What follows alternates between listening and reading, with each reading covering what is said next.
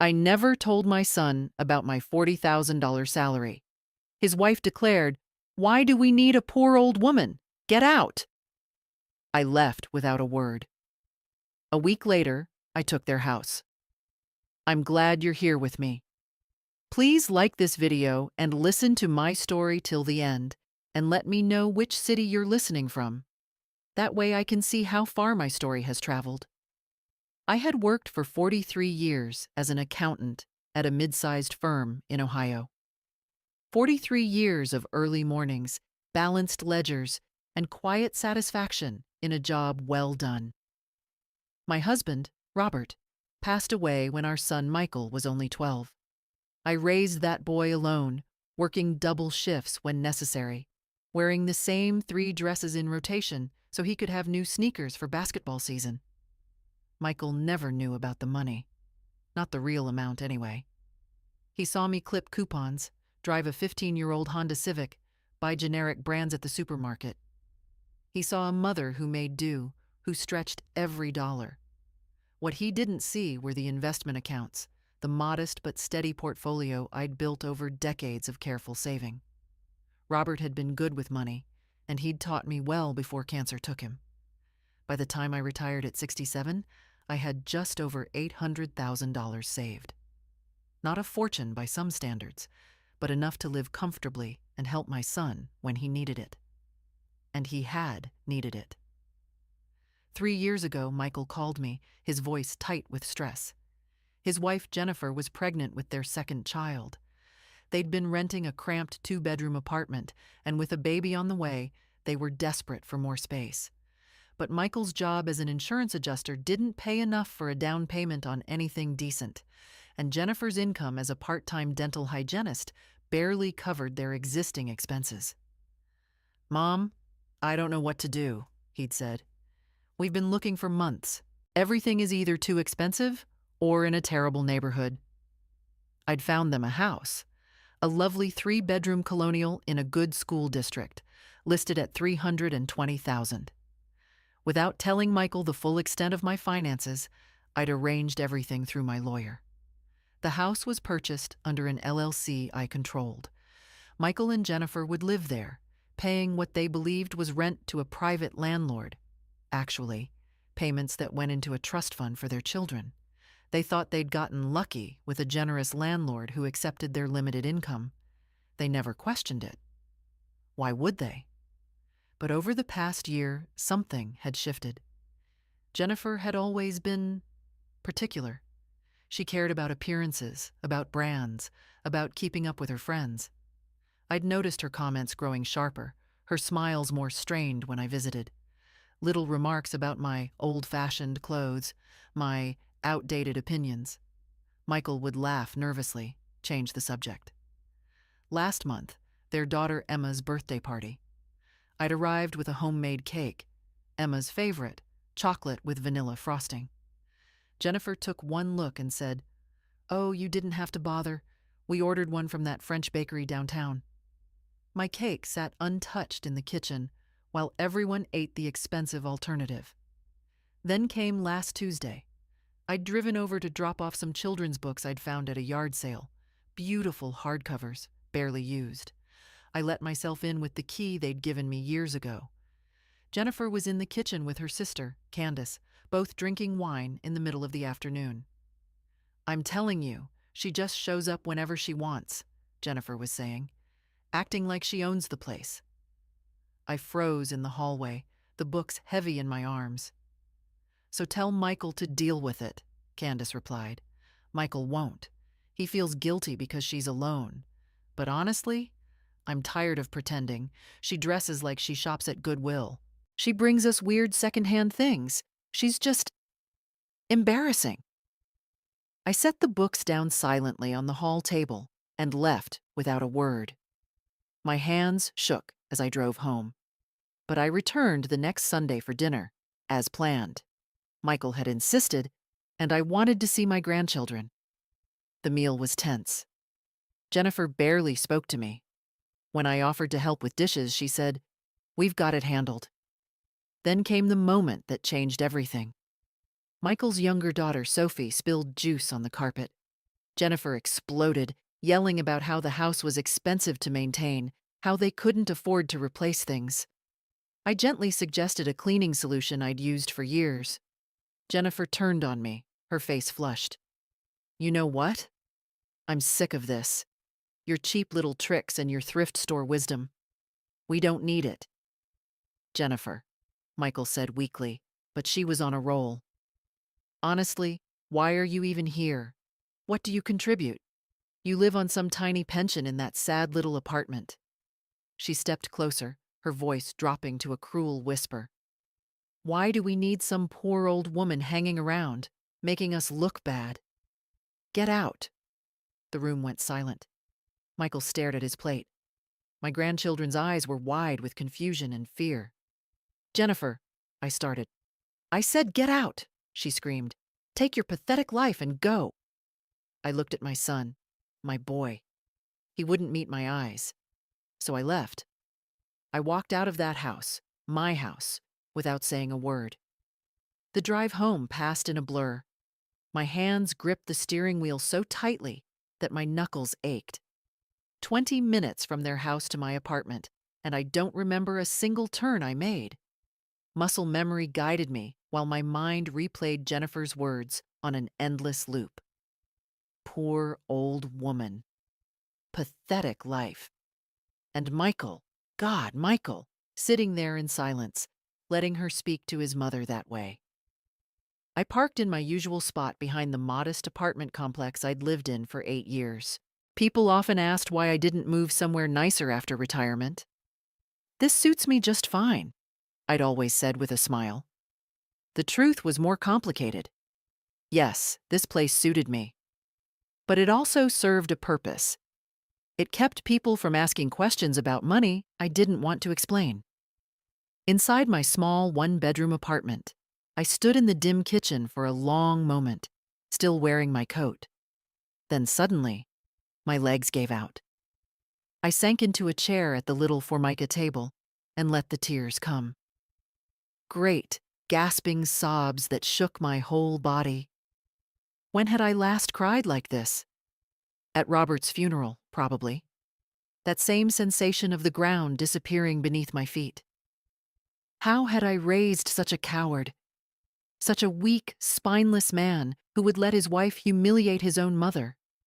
I'd sacrificed everything for Michael. Everything. And for what? So he could sit in silence while I was thrown out like garbage? The crying jag lasted maybe 10 minutes.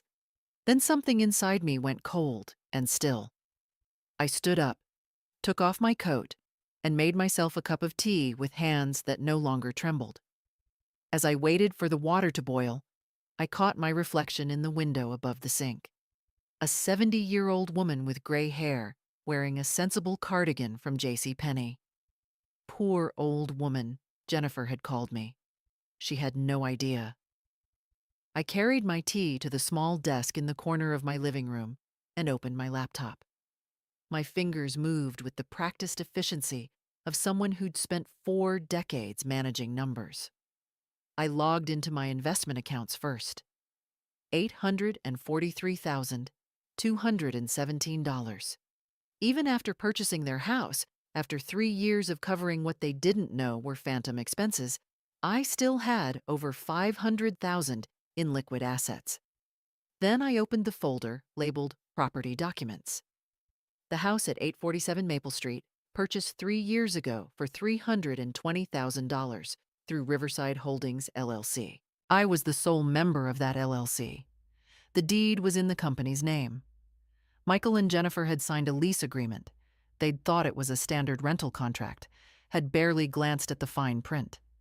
But it was a lease-to-own arrangement with very specific terms. Terms that I, as the property owner, could enforce. Or terminate. My mind began to work through the possibilities with the same methodical precision I'd applied to balance sheets for all those time. What were my options? What did I actually want to accomplish here? Did I want revenge? The word felt ugly, but I turned it over in my mind anyway. No, not revenge exactly. Justice, perhaps. Accountability. A lesson in consequences. I spent hours that night reading through documents, making notes. The lease agreement had a clause about maintaining respectful relations with the property owner. Another clause about the right to terminate with 30 days' notice under certain conditions. But this wasn't just about the house, was it? This was about respect. About teaching my son that actions and inactions have consequences.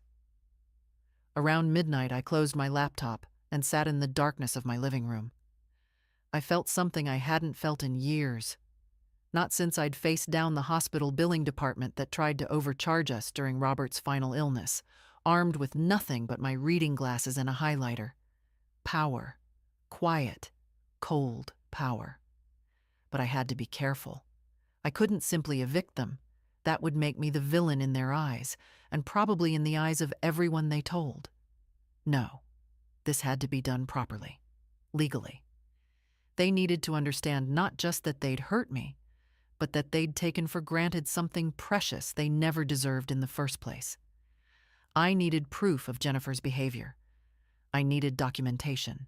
I needed to protect myself legally while simultaneously making it clear that I was not, had never been, and would never be anyone's poor old woman. The first step came to me as I finally climbed into bed at 1 a.m. Tomorrow, I would call my lawyer, Thomas Brennan. Thomas had handled Robert's estate and the purchase of Michael's house. He knew everything, and he would know exactly how to proceed. For the first time since that horrible dinner, I smiled in the darkness. They had no idea what was coming. Thomas Brennan's office was in a quiet brick building downtown, the kind of place that spoke of old money and established trust. I'd called him first thing Monday morning, and he'd cleared his afternoon schedule for me. We'd known each other for 20 years. He'd been Robert's college roommate before becoming a lawyer. "Margaret," he said, standing as his secretary showed me in. His eyes were kind but sharp, taking in my expression. "You sounded troubled on the phone." I sat down and told him everything. The overheard conversation, the birthday party incident, Jennifer's explosion, Michael's silence. Thomas listened without interrupting, his fingers steepled beneath his chin. When I finished, he was quiet for a long moment. "What outcome do you want here, Margaret?"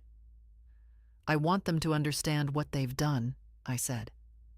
"I want consequences that fit the offense, and I want it done legally, cleanly, so there's no question about who was in the wrong." Thomas pulled out the property file. He reviewed the lease agreement, made several notes, then looked up at me. "You have every legal right to terminate this lease," he said. "The clause about maintaining appropriate relations with the property owner gives you grounds. But if I may be frank, Margaret, this is your son, your grandchildren. Are you certain?" "I'm certain that my son needs to learn that standing by while his mother is abused is unacceptable," I replied. "I'm certain that Jennifer needs to learn that she's been living in a house she never could have afforded on her own. I'm certain that I deserve basic respect and dignity." Thomas nodded slowly. "Then here's what I propose. We'll send a formal notice from my office to Michael and Jennifer. It will inform them that Riverside Holdings, LLC, we won't mention your name initially, has decided to sell the property. As current tenants, they'll be given first right of refusal to purchase at market value, which is now approximately $410,000. They have 30 days to secure financing or vacate." "They can't afford that," I said quietly. "Michael's credit is mediocre at best, and they have minimal savings." "Exactly," Thomas said, "which means they'll need to either find that money or move out. The legal process is airtight. And Margaret, if they come to you for help—" "They won't know I'm involved," I interrupted. "Not yet. Not until you want them to know." I signed the necessary papers. Thomas said he'd send the notice by certified mail the next day. That night, I couldn't sleep. I kept imagining Michael's face when he opened that letter. Would he feel fear? Panic? Would he finally realize what he'd lost? Part of me wanted to call him, to warn him, to make it all go away. But I remembered sitting in that dining room, watching him stare at his plate while his wife called me pathetic. The certified letter was delivered on Wednesday. I knew because Thomas called to confirm receipt. Then I waited. Michael called me Thursday evening. My phone rang, and his name appeared on the screen. I let it go to voicemail. He called again an hour later. Another voicemail. By Friday morning, there were 6 missed calls. Finally, Friday afternoon, I answered. "Mom." His voice was ragged. "Mom, thank God. Something terrible is happening." "What's wrong, Michael?" I kept my tone neutral. "It's the house. The landlord is selling it. They're giving us 30 days to buy it or get out. Mom, we can't. We don't have that kind of money. We don't have any money. And with Jennifer not working full-time and my salary—" His voice cracked. "I don't know what to do. We might lose everything." "Have you talked to the landlord?" I asked. "Explained your situation?" "We don't even know who the landlord is. It's some LLC, and everything goes through lawyers. Mom, I'm scared. The kids' school is here. Our whole life is here. Where are we supposed to go?" I let the silence stretch for a moment. "That does sound difficult, Michael. Could you—" He hesitated. "Could you maybe help us? I know you don't have much, but if you had anything saved, even a small amount for a deposit on a new rental." "Michael," I said softly, "I'm just a poor old woman living on a tiny pension. Remember? What could I possibly contribute?" The silence on his end was absolute. "Mom?" "I have to go, Michael. Good luck with your situation." I hung up before he could respond. My hands were shaking again, but this time it wasn't from grief or shock. It was from the satisfaction of watching the first domino fall. They still didn't understand, but they would. Saturday morning, I received a text from an unknown number. When I opened it, my blood ran cold. It was a screenshot of a social media post from Jennifer's private Facebook account, posted just after our last dinner together. There was a photo of me from that evening, taken without my knowledge, my face tired and drawn. The caption read, "When your Emil shows up in clothes from 1985 and wonders why we don't invite her over more. Bless her heart. Time to move on. Family drama." Below it, dozens of laughing emoji reactions. Comments from her friends. "OMG, you're so patient." "Time for the nursing home?" "Cut her off, girl." The unknown number sent a follow-up text. "Thought you should see this. I'm Jennifer's cousin, and I never liked how she talked about you. She's been posting stuff like this for months. I screenshotted everything before she made her account private this morning. Let me know if you need more." I stared at my phone, reading and rereading Jennifer's words. The casual cruelty, the public humiliation, and I had the proof now. The point of no return had arrived, and I had just stepped over it. Monday morning, I sat in Thomas's office again, my phone in hand with Jennifer's cousin's screenshots saved and printed. Thomas reviewed each one carefully, his expression growing darker. "This constitutes harassment and defamation," he said quietly. "Margaret, this gives us even stronger grounds. Not just for terminating the lease, but for potential legal action if they try to contest anything." "I want to move forward," I told him, full speed ahead. "Then here's what happens next. I'll send a second notice, this time directly informing them that the property owner is aware of their social media posts mocking and defaming her, and that this constitutes a breach of the lease's respectful relations clause. We'll give them 14 days to vacate instead of 30. Will that hold up legally?" "Absolutely, especially with this documentation." He tapped the printouts. "Margaret, they don't have a leg to stand on." The second notice went out Tuesday by courier. Thomas said it would arrive by end of business day. It arrived at 4:47 p.m. I know because Jennifer called me at 4:53 p.m. I didn't answer. She called 6 more times. Then Michael called. 8 times in a row. I let them all go to voicemail, my heart pounding as I listened to each increasingly frantic message. Michael's final voicemail that night was different. His voice was hard, angry. "Mom, I know you can see these calls. I know you're doing this. Jennifer figured it out. That LLC, the lawyer's office. She remembered you mentioning that lawyer's name years ago. This is you, isn't it? You're the landlord. You're trying to kick your own son and grandchildren out on the street because of one fight? Because Jennifer said some things when she was stressed? What kind of mother does this? One fight? Some things when she was stressed." I wanted to scream. Wednesday afternoon, they showed up at my apartment. I watched through the peephole as Michael pounded on my door, Jennifer standing behind him with her arms crossed. "Mom, open up. We need to talk about this." "Margaret, please." That was Jennifer, her voice sugary sweet. "Let's be reasonable. We can work this out." I stood perfectly still on the other side of the door, barely breathing. After 10 minutes, they left. I heard Jennifer's voice echoing in the stairwell. "Unbelievable. She's really going to do this. We need to fight back." Fight back. The words sent a chill down my spine. Thursday morning, I received an email from an attorney I didn't recognize. Michael and Jennifer had hired a lawyer.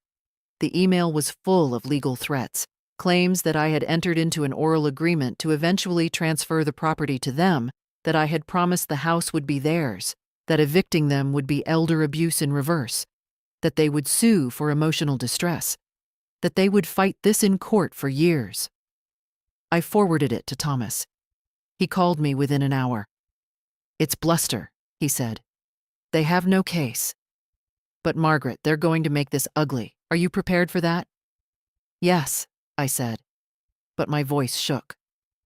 That night, Michael and Jennifer showed up at my apartment again. This time they brought the children. I could hear Sophie crying in the hallway. "Grandma, Grandma, please." "See what you're doing?" Jennifer shouted through the door.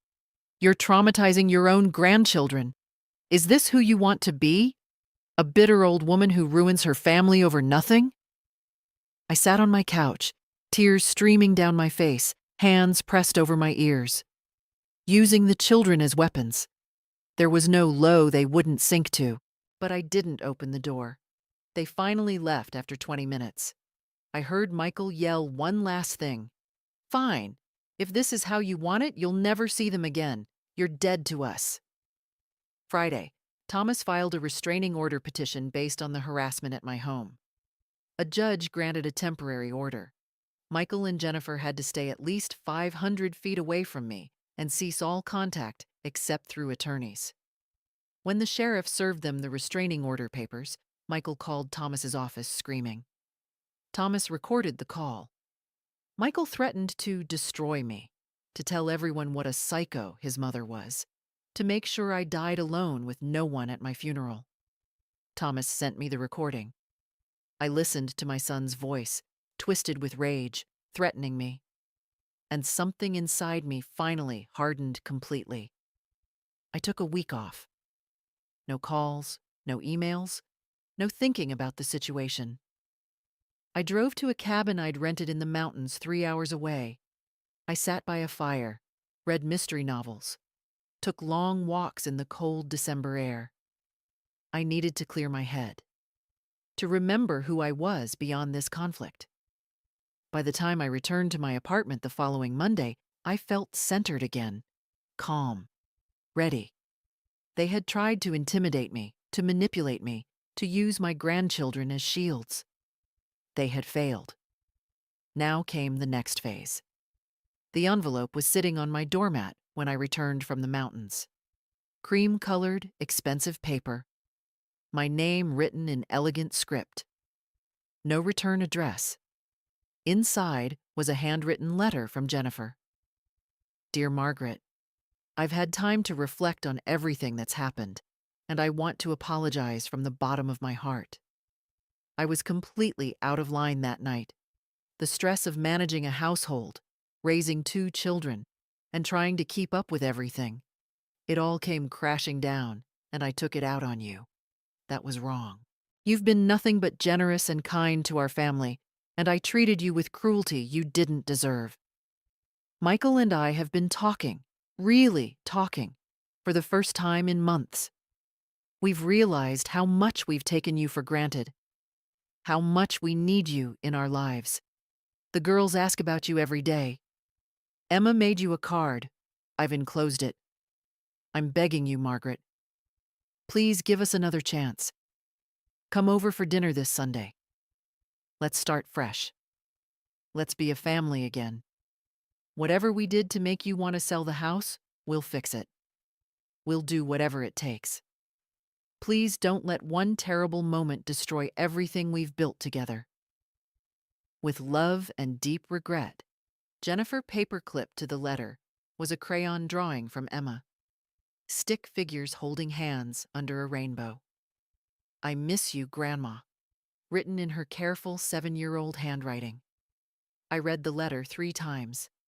It was good. Very good. Jennifer had always been skilled with words, skilled at presenting the version of herself that she wanted people to see. The perfect apology, hitting every note: acknowledgement, humility, love, hope. I set it aside and made myself coffee. An hour later, another envelope appeared, this time slipped under my door. I heard footsteps hurrying away down the hall. This envelope contained a check for $5,000 made out to me, with a note in Michael's handwriting. Mom, this is everything we have in savings. I want you to know we're serious about making this right. Please cash this. Please forgive us. I love you. I'm sorry I failed you. Michael. I held the check up to the light. It was real. They'd emptied their savings account for this gesture. I tore it into small pieces and threw them away. My phone rang, a number I didn't recognize. I answered cautiously. Mrs. Peterson? A woman's voice, professional. This is Sandra Coleman. I'm Jennifer's mother. I hope you don't mind that Jennifer gave me your number. I wanted to reach out personally. Mrs. Coleman. I kept my voice neutral. Please, call me Sandra. Listen, I know my daughter can be difficult sometimes. She gets that from her father, God rest his soul. But she's devastated by what's happened. And those babies, Margaret, those sweet girls, they don't understand why Grandma won't visit anymore. I see. Jennifer told me about the house situation. I have to say, I was shocked. Shocked that you'd do something so extreme over a family argument. Jennifer said some things she shouldn't have, yes, but don't we all say things we regret when we're overwhelmed? Is it really worth tearing this family apart? There it was. The guilt trip, delivered in a grandmother's concerned tone. Sandra, I said calmly, did Jennifer tell you what exactly she said to me? A pause. She said there was a disagreement about housekeeping or something. She told me I was a poor, pathetic old woman and ordered me to get out of the house, while my son sat there silently. Longer pause. Well, I'm sure emotions were running high on both sides. I wasn't emotional at all, I said. I was serving dinner to my grandchildren. But thank you for calling, Sandra. I need to go now. I hung up before she could respond. They were trying every angle. The heartfelt apology, the financial sacrifice, the guilt about the children, now the extended family intervention. Each approach carefully calculated to find my weak spot, to make me back down. But I wasn't backing down. That afternoon, I met my friend Dorothy for lunch at our usual cafe. Dorothy and I had worked together for 15 years before she retired. She knew me better than almost anyone. You look different, she said, studying me over her menu. Stronger somehow. I told her everything, the whole story, from the overheard conversation to the latest attempts at manipulation. When I finished, Dorothy reached across the table and squeezed my hand. Good for you, she said fiercely. They needed to learn this lesson. And Margaret, you're not alone in this. You've got people in your corner.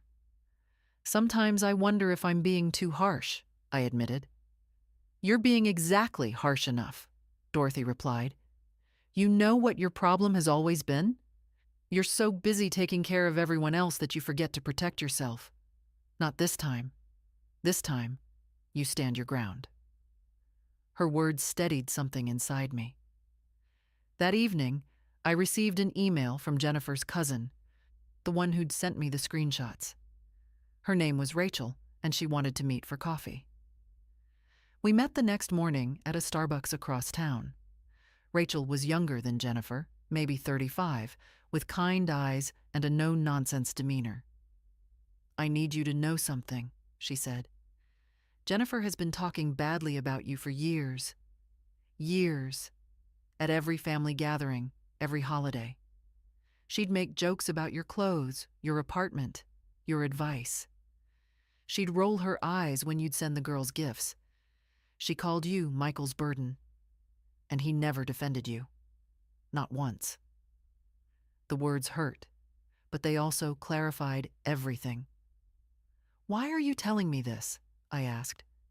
Because you deserve to know the truth, and because I'm tired of watching people get away with treating others like garbage. Rachel pulled out her phone. I have more screenshots, more messages, months of them. If you need them, they're yours. I took her number. We talked for another hour. When I left that cafe, I felt something I hadn't felt in weeks. Certainty. I wasn't the villain in this story. I had never been the villain, and I was going to see this through to the end. The restraining order expired after 2 weeks, and they must have been counting the days. Tuesday morning at 9 a.m., there was a knock at my door. Polite this time. Controlled. Through the peephole, I saw Michael and Jennifer standing in the hallway, both dressed nicely.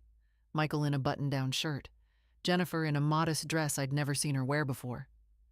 Their expressions were carefully arranged into masks of contrition. I took a deep breath and opened the door, but left the chain lock engaged. Mom? Michael's voice was soft, wounded. Thank you for opening the door. We were worried you wouldn't. What do you want, Michael? Just to talk. 5 minutes. Please. We brought coffee. He held up a cardboard carrier with 3 cups. Your favorite. Caramel latte with extra foam. The detail was intentional. Look how well we know you. Look how much we care. I considered closing the door, but something made me want to hear this. I needed to see how far they'd go. I unhooked the chain and stepped back. They entered my small apartment, and I saw Jennifer's eyes flick around the space, taking in my second-hand furniture, my small TV, my library books stacked on the coffee table. I saw the judgment flash across her face before she caught herself. We sat, them on my worn sofa, me in the armchair across from them. Michael handed me a coffee. I didn't drink it. Mom, Michael began, we've done a lot of thinking, a lot of soul-searching. What happened that night was unacceptable. I should have spoken up. I should have defended you. I failed as a son, and I'm deeply sorry. He sounded sincere. He'd always been a good liar when he needed to be. He'd inherited that from his father's side. Jennifer leaned forward, her hands clasped. Margaret, I was horrible to you. There's no excuse for what I said. I've been going to therapy. She pulled out her phone and showed me what looked like a therapist's appointment confirmation. To work on my anger issues. I want to be better. For Michael. For the girls. For you. I see, I said. We want to make this right, Michael continued. We talked to our lawyer, and we understand now about the house. We understand it was never really ours. We were living in your property, and we took advantage of your generosity. Yes, you did. So here's what we're proposing.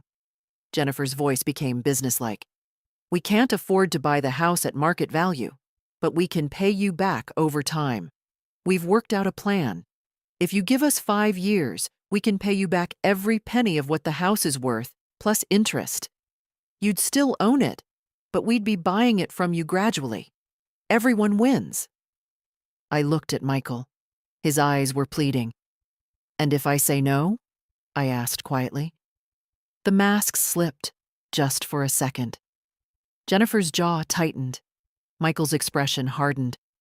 "Mom, don't be unreasonable," Michael said. "We're trying to work with you here." "I'm being unreasonable. You know what I mean. We're offering you a fair deal. We're apologizing. We're doing everything right. What more do you want?" "What I want," I said slowly, "is for you to understand what you did wrong. Really understand it." "We do understand." Jennifer's voice rose slightly. "You're upset about one bad night." "One bad night?" I interrupted. "Jennifer, you've been mocking me on social media for months. You posted a photo of me without my permission, called me an embarrassment, laughed about me with your friends. That wasn't one bad night. That was deliberate, sustained cruelty." Jennifer's face flushed. "Who told you about that?" "Rachel? That little bitch always had it out for me. Watch your language in my home." "Your home?" Jennifer stood up abruptly. "Your home is a sad little box in a rundown building. Meanwhile, we live in a beautiful house that you bought us, and you're going to throw us out of it because your feelings got hurt?" "Jennifer." Michael grabbed her arm, but she shook him off. "No, Michael. I'm tired of tiptoeing around this. Your mother is a manipulative, bitter old woman who can't stand to see us happy. She's been holding this house over our heads the whole time, waiting for an excuse to pull the rug out. Well, guess what, Margaret? You want to kick us out? Fine. But you'll lose your grandchildren forever. You'll die alone, and no one will come to your funeral. Is that what you want? Is your petty revenge worth that?" The room went silent. Michael had gone pale. Even Jennifer seemed to realize she'd gone too far. I stood up slowly. My voice was perfectly calm. "I think it's time for you to leave now." "Mom," Michael started, "get out of my apartment. Both of you." Jennifer grabbed her purse. "You're making the biggest mistake of your life." "No," I said. "The biggest mistake of my life was believing my son would grow up to be a better man than this." Michael flinched, as if I'd slapped him. "Good." They left, Jennifer storming out first, Michael lingering for just a moment.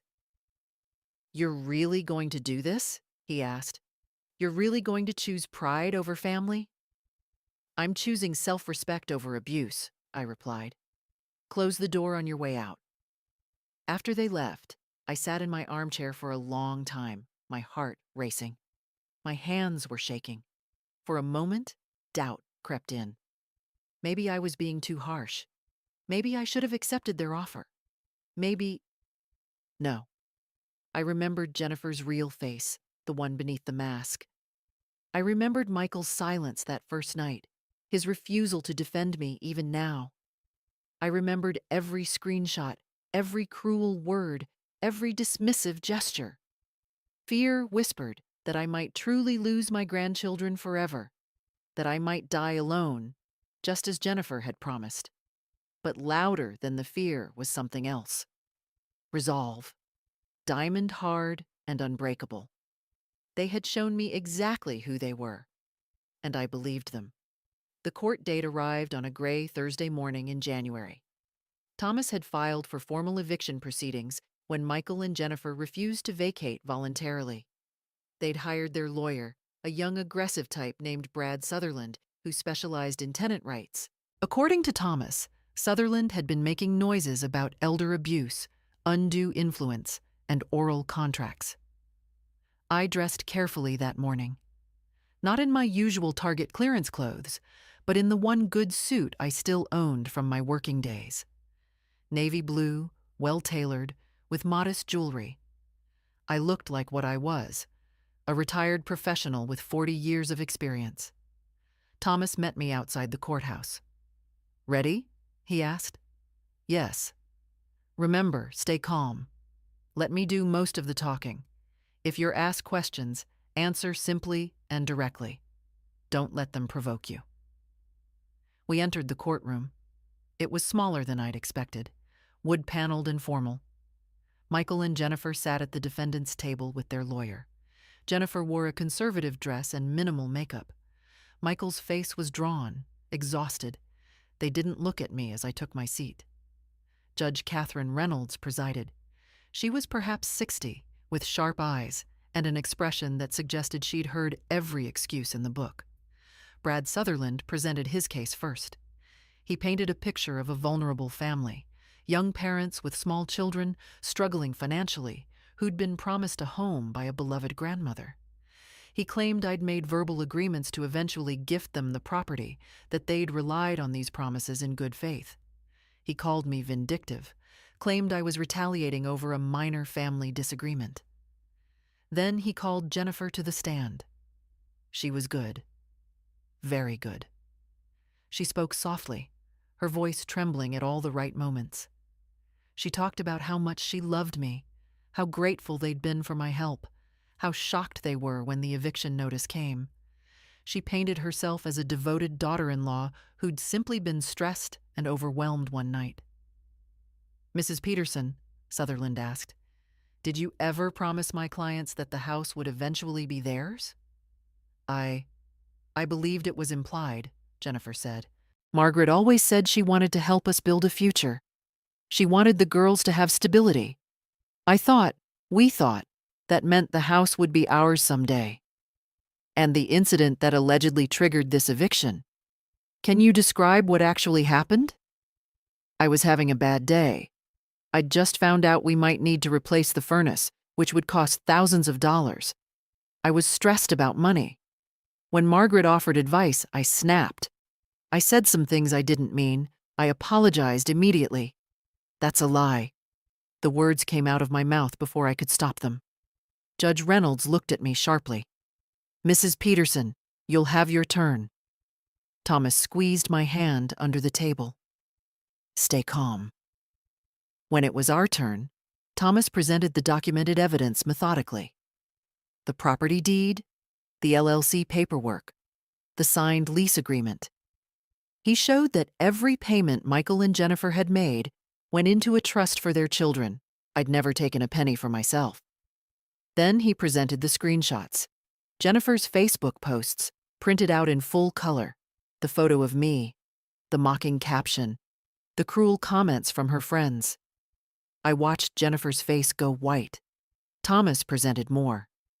Rachel had sent him additional screenshots, private messages where Jennifer called me that senile old bat, texts where she joked about putting me in the cheapest nursing home we can find.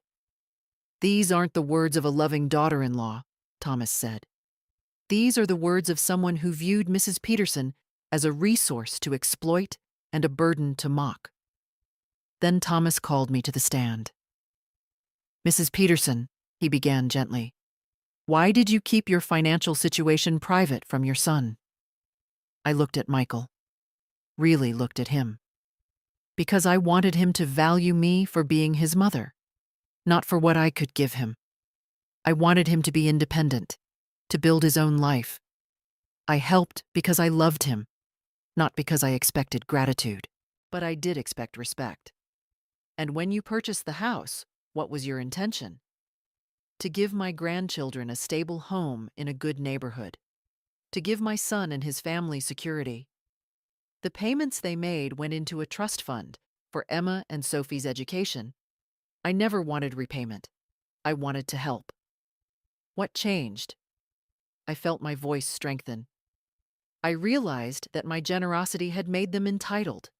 They took, and not only did they not appreciate it, they actively despised me for not giving them more. Jennifer didn't just say hurtful things one time. She systematically humiliated me, privately and publicly, for years. And my son allowed it. "Did you ever promise to give them the house?" "Never. It was always my property. The lease agreement was clear." Brad Sutherland's cross-examination was aggressive. He tried to paint me as vengeful, cold, willing to hurt my grandchildren, to punish their parents. Mrs. Peterson, do you care at all about how this affects your grandchildren? I love my grandchildren more than anything in the world, I said, which is why I set up a trust fund for their futures with the rent money their parents thought they were paying, which is why I'm teaching them, through this difficult situation, that actions have consequences and that cruelty is not acceptable. By making them homeless? Their parents have had months to find alternative housing. I'm not making them homeless. Their parents' choices are making them homeless. Sutherland tried to rattle me, but I'd spent 40 years managing difficult clients, balancing complicated accounts, staying calm under pressure. I'd raised a child alone, buried a husband, built a life from nothing. This lawyer didn't frighten me. When Judge Reynolds asked for closing statements, Thomas kept ours simple. This is a straightforward eviction case. Mrs. Peterson owns the property. The tenants violated the lease terms through documented harassment and defamation. The law is clear. Sutherland made an emotional appeal about family and mercy. Judge Reynolds looked at the evidence for a long moment. Then she looked at Michael and Jennifer. Mr. and Mrs. Peterson, she said, I've reviewed the lease agreement. I've seen the social media posts. I've heard the testimony. I want to be very clear. Your behavior toward your landlord, who also happens to be your mother and mother-in-law, has been appalling. Jennifer started to cry. Michael stared at the table. The law is on Mrs. Peterson's side. The evidence is overwhelming. Not only did you breach the lease terms, but you did so with malice and sustained cruelty. I'm granting the eviction. You have 14 days to vacate the premises. The gavel came down. Jennifer sobbed openly. Michael put his head in his hands. I felt nothing but cold, clear satisfaction. Justice. The eviction was scheduled for January 28th. A sheriff's deputy would be present to ensure Michael and Jennifer vacated the property completely. Thomas had arranged for a moving company to place any remaining belongings in storage for 30 days, after which they'd be disposed of, if not claimed. I didn't go to the house that day. I couldn't watch that. But Thomas texted me updates. 10:15 a.m. Deputy arrived. They're packing. 11:30 a.m. Jennifer arguing with deputy about timeline. He's not budging. 1:45 p.m. Moving truck loaded. They're leaving now. 2:20 p.m. Property secured. It's over. It's over. I sat in my apartment, holding my phone, and finally let myself feel the weight of what I'd done. I'd evicted my son and his family. My grandchildren were moving to a 2-bedroom apartment in a worse neighborhood. They'd have to change schools mid-year. Sophie's asthma might get worse in their new place. I'd heard Jennifer complaining about mold issues. But they'd done this to themselves. Every step of the way, they'd had chances to change course, to apologize sincerely, to show real remorse. Instead, they'd tried manipulation, guilt, legal threats, and finally, outright hostility. The consequences were earned. 3 days after the eviction, I received an email from Michael. No greeting, just a paragraph. I'll never forgive you for this. You've destroyed our family over your ego. The girls cry every night in their new apartment. Emma's teacher called because she's acting out at school. Jennifer is on antidepressants because of the stress you've caused. You got what you wanted. You hurt us. Congratulations. I hope it was worth it. You'll never meet another grandchild if we have one. You'll never be invited to another birthday, another holiday, another family event. You're alone now. That's what you chose. I read it 3 times, then filed it away with all the other documentation. More evidence of their inability to take responsibility. A week later, Rachel texted me. Thought you should know.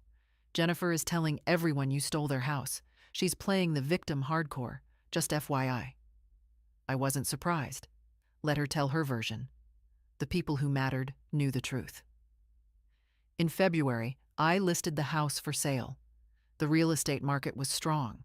I listed it for $425,000, and it sold within 2 weeks to a lovely young couple with a new baby. They were thrilled with the house, with the neighborhood, with the good school district. At closing, I signed the papers and received a check for $412,000 after fees and agent commissions. Combined with my existing savings, I was now worth just over $900,000. I sat in my car in the parking lot afterward, holding that check, and made a decision. I called Dorothy. "Want to take a trip?" "Where?" she asked. "Europe. 2 months. My treat." We flew to Paris in March. I stayed in Nice hotels, ate at good restaurants, bought myself new clothes that actually fit well. I saw the Eiffel Tower, the Louvre, the Palace of Versailles. We took a train to the south of France, spent lazy days drinking wine and reading books in cafes. In Italy, I bought beautiful leather handbags for Emma and Sophie. Real ones, expensive ones. I shipped them to Michael's new address with a note. "For the girls. Love, Grandma." No response. I didn't expect one. When I returned to the States in May, I sold my apartment and bought a small, beautiful condo in a quiet neighborhood with a view of a park. Modern kitchen, walk-in closet, a second bedroom for guests. It was mine. Truly, completely mine. I furnished it with new things. Not expensive things necessarily, but things I chose because I liked them. A comfortable sofa, good quality sheets, art for the walls. One Saturday, I was arranging flowers in my new kitchen when my doorbell rang. Through the peephole, I saw Emma and Sophie standing there with an older woman I didn't recognize. I opened the door carefully. "Mrs. Peterson?" the woman said. "I'm Caroline Brennan from Child Protective Services. These are your grandchildren, Emma and Sophie. Their parents were arrested this morning." My heart stopped. Arrested? Drug charges, methamphetamine. Apparently they'd been using for months, possibly longer. The children have been temporarily removed from the home. They mentioned you as next of kin. Emma was crying silently. Sophie clutched a stuffed rabbit. "May we come in?" Caroline asked. I stepped back and let them enter. The girls stood in my new living room, looking small and lost. "Emma, Sophie," I said softly. "Come here, sweetheart." They ran to me. I held them both, feeling their small bodies shake with sobs. "I've got you," I whispered. "I've got you now." Caroline explained the situation. Michael and Jennifer had been arrested in a sting operation. They'd apparently started using meth to cope with stress after the eviction. Their new apartment was condemned as unfit. The girls had been found alone, unfed, while their parents were out buying drugs. "We need to place them temporarily," Caroline said. "Normally we'd look for foster care, but they asked for you. Are you willing and able to take them?" I looked down at my grandchildren. Emma's eyes met mine, terrified and hopeful. "Yes," I said. "Absolutely, yes." The temporary placement became permanent. Michael and Jennifer both went to prison, 3 years minimum. In their absence, I filed for legal guardianship. No one contested it. My son had lost everything: his freedom, his children, his dignity. Not because of me, because of the choices he'd made, one after another, each worse than the last. The victory was complete. But holding my granddaughters in my new home, I realized it wasn't really about victory at all. It was about justice.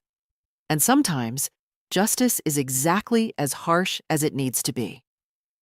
The first few months with Emma and Sophie were an adjustment for all of us. They'd been through trauma, watching their parents spiral into drug addiction, living in squalor, being taken away by strangers. They needed therapy, patience, and stability.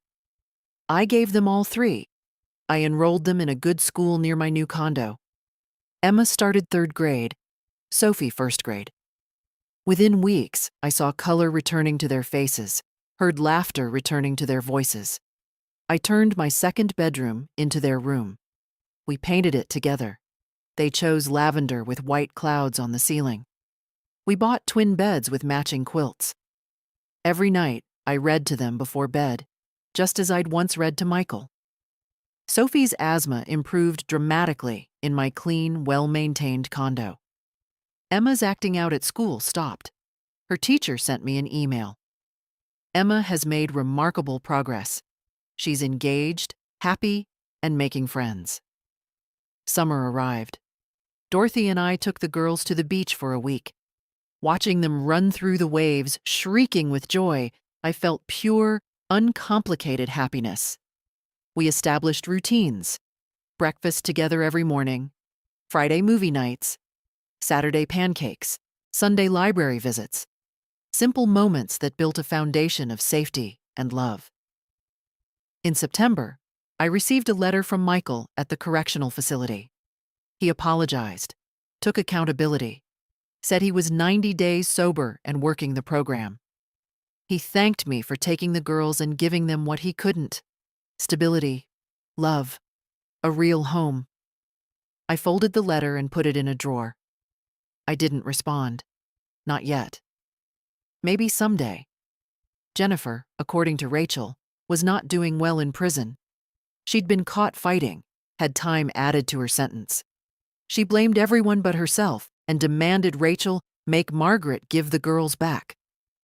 Rachel stopped responding to her letters. By Christmas, our life had rhythm.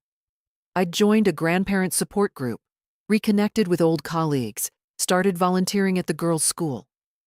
On Christmas morning, watching Emma and Sophie open presents in our cozy living room, I realized this was what I'd been working toward my whole life. Michael and Jennifer were in prison, their marriage destroyed, their futures uncertain. They had nothing. While I, the poor old woman, sat in my beautiful home with my grandchildren, financially secure, emotionally whole, genuinely happy. The best revenge wasn't the eviction or the court case. The best revenge was building a wonderful life without them. Claude is AI and can make mistakes. Please double-check responses. 3 years have passed now. Emma is 11, Sophie is 9. They call me Grandma, sometimes just Gran. They're thriving. Good grades, close friends, healthy and happy. Here's what I learned. Kindness without boundaries isn't kindness, it's enabling.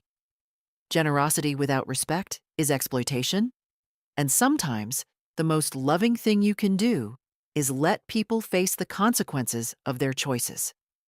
I gave my son everything, but I never taught him accountability. That was my mistake. What would you have done in my place? Would you have forgiven them? Fought back? Found a middle ground? Leave your thoughts in the comments. And if this story resonated with you, please subscribe and share it with someone who needs to hear it. Thank you for listening to my story. Remember, you teach people how to treat you. Never forget your worth.